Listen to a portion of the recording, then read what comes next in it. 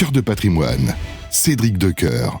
Et pour entamer Cœur de patrimoine, on accueille Géraldine Chêne. Bonjour. Bonjour Cédric. Merci beaucoup d'être au rendez-vous, cofondatrice d'Agarim. Je le disais en introduction, numéro de Cœur de patrimoine très orienté immobilier. Et c'est vrai qu'on parle de beaucoup de choses en ce moment, notamment de crise du logement, etc. Il y a tout un tas de questions.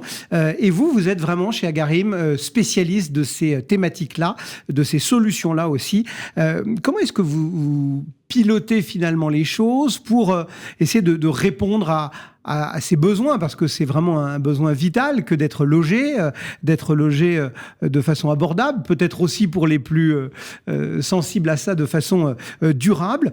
Comment est-ce que vous essayez justement de conjuguer le besoin de logement finalement et on va dire une forme de responsabilité sociale ? Oui, alors peut-être en effet pour vous répondre, on peut rappeler le modèle de la nue propriété, parce que peut-être que tous ne le connaissent pas, et comment on le propose chez Agarim. Donc Agarim acquiert des immeubles résidentiels, on parle bien d'immobilier résidentiel, et des immeubles patrimoniaux, donc toujours en cœur de ville tendue. D'ailleurs, vous avez raison, c'est là où il y a un manque de logement.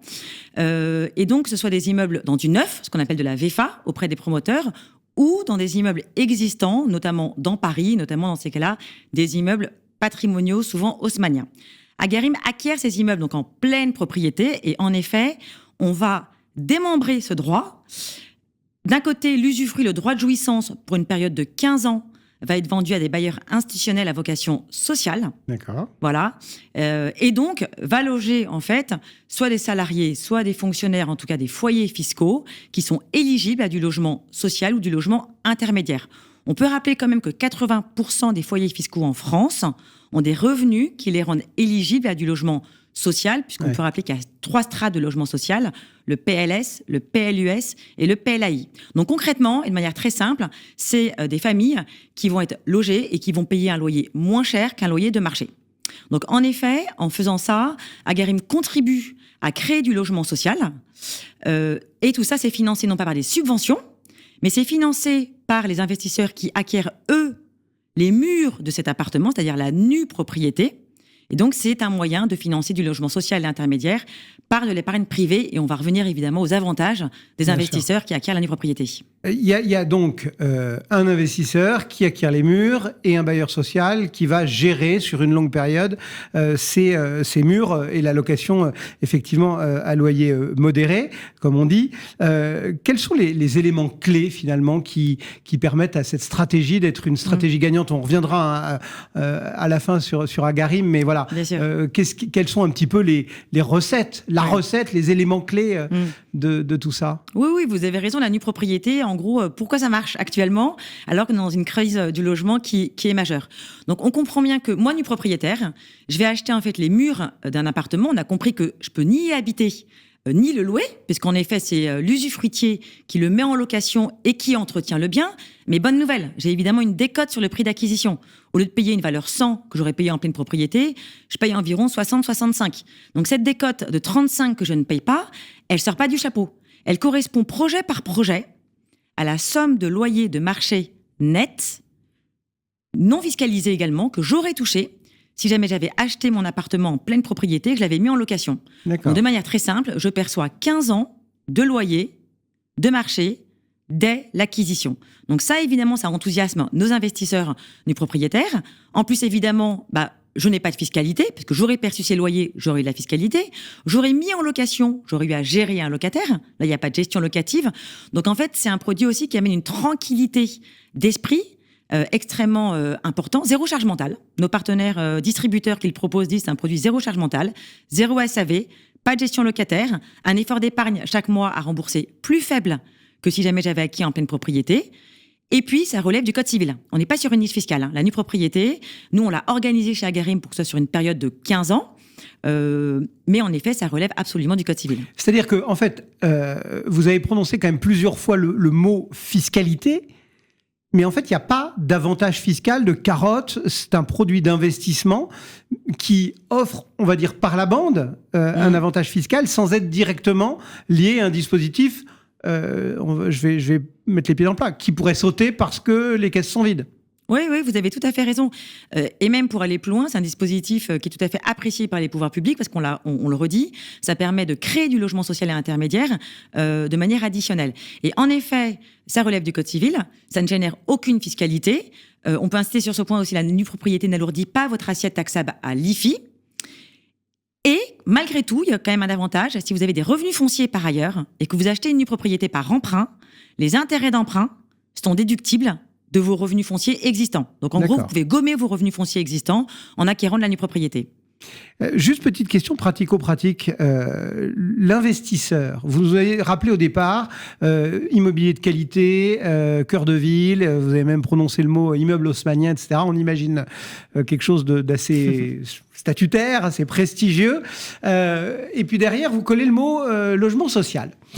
Je vais pas faire mon gros lourdeau en disant que c'est pas forcément compatible de dire statutaire et logement social, mais en clair, j'acquiers un bel appartement dans le cœur d'une grande métropole qui est confié à un bailleur social.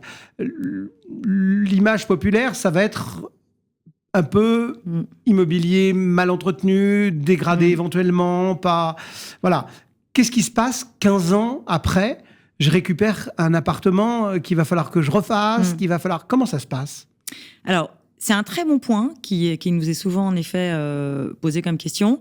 Donc, il faut savoir qu'on travaille avec 60 bailleurs sociaux et les bailleurs sociaux qu'on sélectionne ont un parc immobilier suffisant pour reloger le locataire au bout de 15 ans. Et surtout, on signe avec eux une convention d'usufruit avec de manière très claire et écrite le devoir d'entretien qu'ils ont à réaliser. Petits travaux, gros travaux, article 605 et gros travaux, article 606. Le fait qu'ils ont à refaire l'appartement à la rotation de chaque locataire et les travaux qu'ils doivent réaliser 2 ans avant l'extinction de l'usufruit.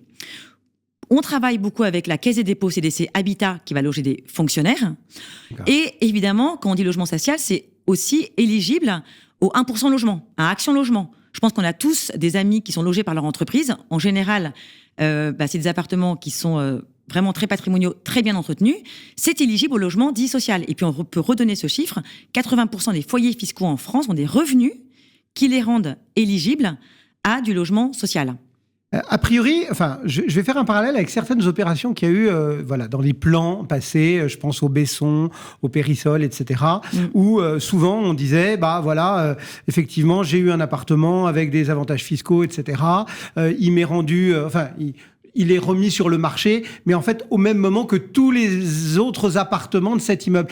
On pourrait faire un petit peu le même reproche à votre dispositif, non ? C'est-à-dire que je vais, moi, retrouver la pleine propriété dans 15 ans d'un appartement, dans un immeuble où tous les appartements seront, entre guillemets, aussi récupérés par leurs propriétaires, par leurs nus propriétaires, et donc potentiellement un immeuble dans lequel il y aura 1, 2, 3, 4 appartements à vendre en même temps, non ?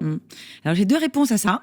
On pourrait imaginer ça, mais vu les emplacements, on peut y revenir. Quand vous êtes en plein centre de Nantes, quand vous êtes à Paris, dans le 17e arrondissement, quand vous êtes à côté du Parc Monceau, quand vous êtes dans le 16e arrondissement, à côté de la Tour Eiffel, et que vous êtes sur un immeuble haussmannien, déjà, moi j'ai un nu propriétaire sur 2 qui, à l'extinction de l'usufruit, veut garder l'appartement dans son patrimoine. D'accord. On n'est pas sur un coup de défisque en se disant, je défiscalise. Ce qui était plus le cas des points que j'évoquais. Exactement. Donc, en effet, et puis la deuxième chose, c'est qu'on propose aussi, nous, des petites opérations de 20 à 30 appartements dans du neuf. D'ailleurs, il n'y a pas que des appartements haussmanniens avec des tickets qui sont très élevés. On peut proposer la nue propriété des 80 000 euros en plein centre de Cannes. Cannes-sur-Mer, sur un très bon quartier, de la nue propriété en plein centre de Bordeaux, plein centre de Montpellier. Et là, sur une opération de promoteurs toujours de renom et qui ont les reins suffisamment solides, on va nous choisir 20, 25 ou 30 appartements.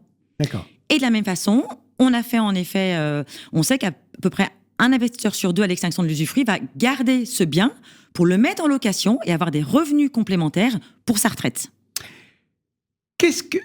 Vos clients, même si c'est par ricochet, à quel besoin des clients vous répondez ? Parce que souvent, un investissement, il se fait soit pour préparer la retraite, soit pour... Voilà.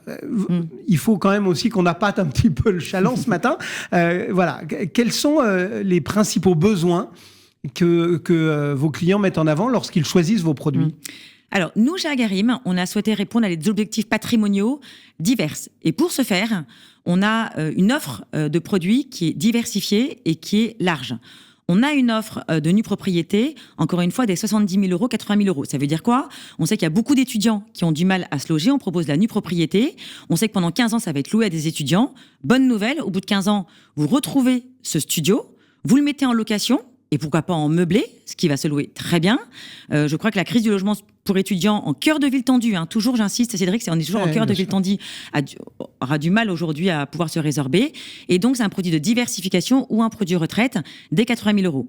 On a une deuxième gamme de produits pour des investisseurs qui ont 45 ans, 50 ans et qui veulent préparer leur retraite. Et qui se disent, je veux absolument pas un produit qui a une charge mentale pour moi et qui me rajoute de la fiscalité. Donc acheter de la nue propriété, qui n'alourdit pas mon assiette taxable à l'IFI, qui ne génère aucune fiscalité, qui me permet de payer 65% de la valeur d'un bien en plein Paris ou à chaque fois en cœur de ville tendue, ça me permet quand j'aurai 60 ans de le revendre en pleine propriété pour avoir un capital retraite ou de le louer pour avoir des revenus complémentaires. Et enfin, et on connaît moins cette cible, on a les plus âgés qui ont plus de 65 ans, qui acquièrent de la nue propriété, souvent en cash pour le coup, parce que sinon ça se finance très bien la nue propriété en effet par emprunt, et qui achètent en cash, ces investisseurs plus âgés, en se disant peut-être que je vais transmettre cette nue propriété en cours d'usufruit, et dans ces cas-là, j'applique un barème de droit de mutation sur la nue propriété. Donc évidemment, c'est un cadre fiscal très favorable. Mais il faut avoir forcément 15 ans devant soi. Alors pas forcément. Pas forcément. Avec mon associé Naïma Kelaf, avec qui j'ai créé Agarim, on vient d'une maison connue en nue propriété. On avait souvent la remarque, 15 ans, c'est bien, mais ça peut paraître long. Ça peut paraître long, c'est pour ça qu'avec le groupe Cristal, qu'on ne présente plus, qui est un groupe extrêmement connu en gestion de patrimoine, on a vraiment créé une offre de nue propriété, non pas sur une durée de 15 ans, mais sur une durée de 10 ans.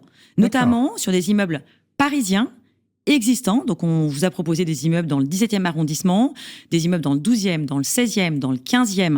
Et là, on va proposer un immeuble remarquable à côté du parc Monceau. Ça veut dire que je suis nue propriétaire pendant 10 ans. Donc, au lieu de payer 100% du prix, je paye 75% du coup, la ristourne est un petit peu moins... Voilà, la décote est un peu moins forte, en effet.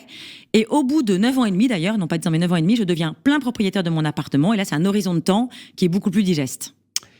Bon, voilà, pour cette nue propriété. Un mot quand même, tant que je vous tiens, parce que c'est quand même dommage de passer à côté.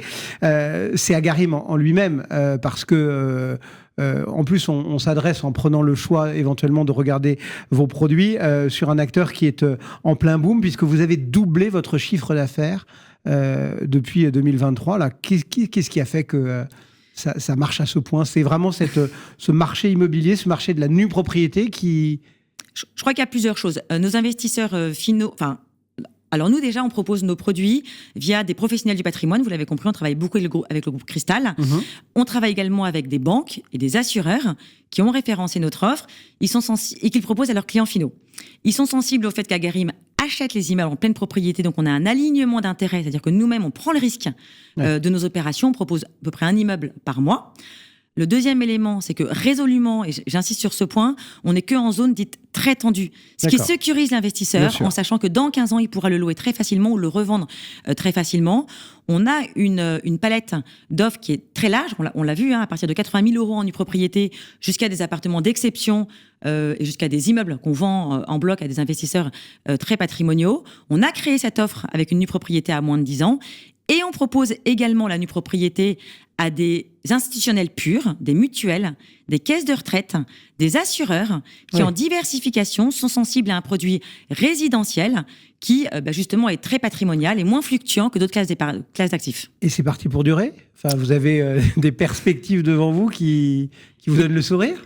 Écoutez, oui, en tout cas, on a aujourd'hui, je dirais, le vent en poupe et beaucoup de professionnels du patrimoine qui nous accompagnent. Eh bien, merci beaucoup d'être venu partager tout ça, Géraldine Chêne. Merci beaucoup. Pour Agarim dans Cœur de patrimoine. Et nous, on continue à parler immobilier, mais tiens, on va placer nos clients en dehors de l'Hexagone. À tout de suite. Cœur de patrimoine, Cédric Decoeur.